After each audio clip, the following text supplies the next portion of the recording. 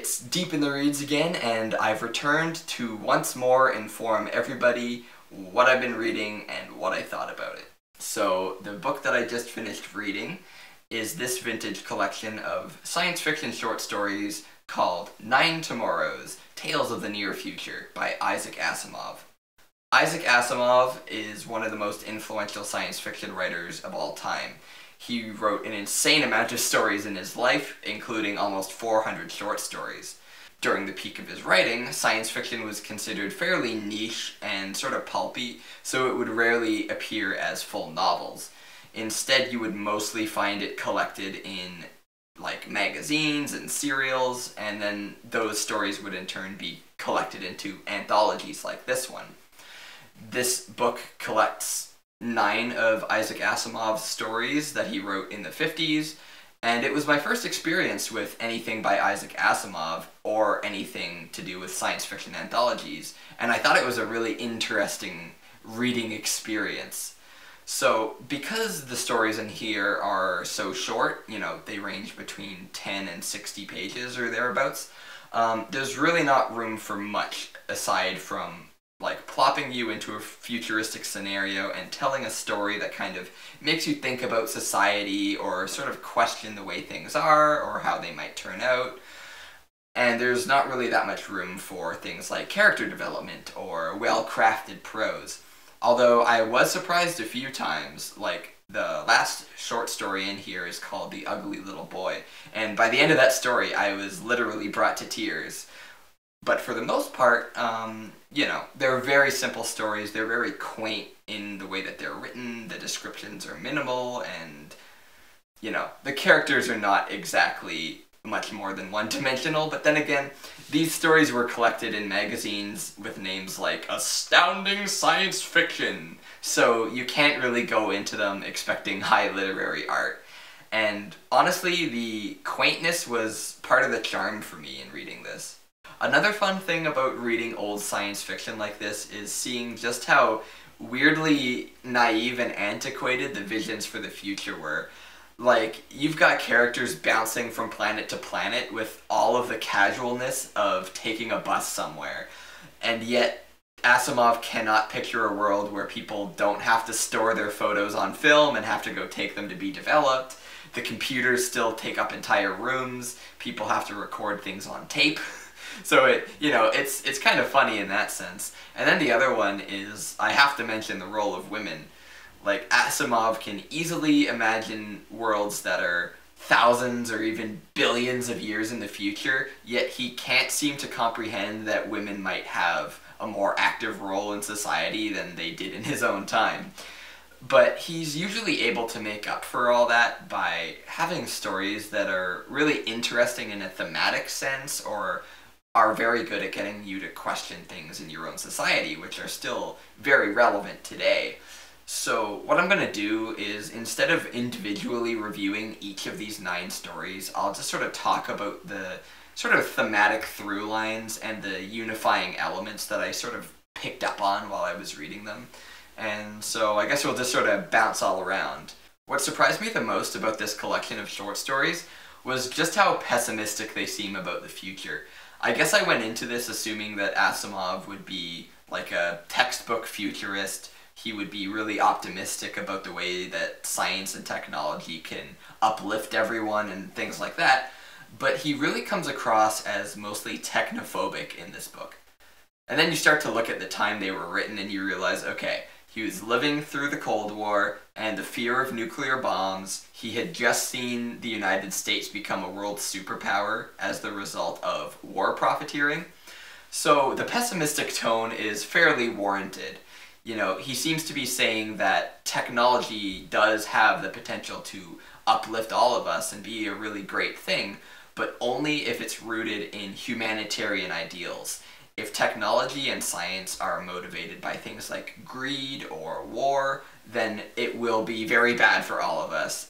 This is illustrated pretty well in The Feeling of Power, which is this story about a guy who comes up with this revolutionary new idea that could help countless people, but instead his idea is used exclusively for the war machine.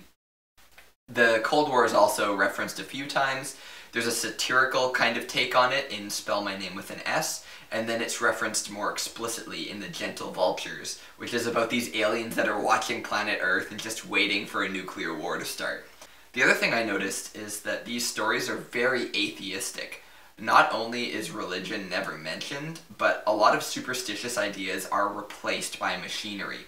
So in Profession or All the Troubles in the World, you get societies that do have destiny, but it's a sort of destiny that's determined by a computer.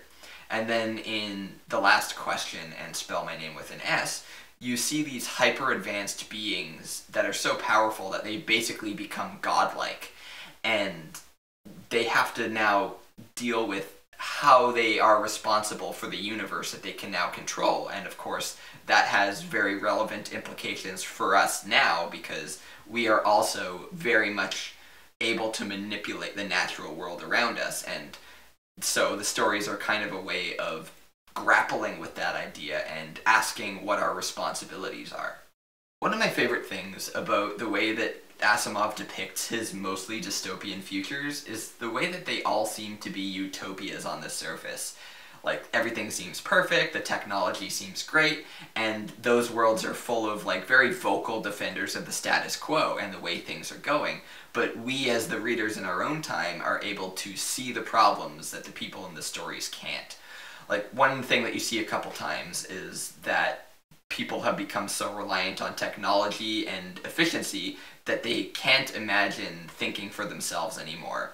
At the core of Asimov's futures, the people that are so proud of the world that they live in are also very dead set against people who don't fit into the mold, who don't conform to the society.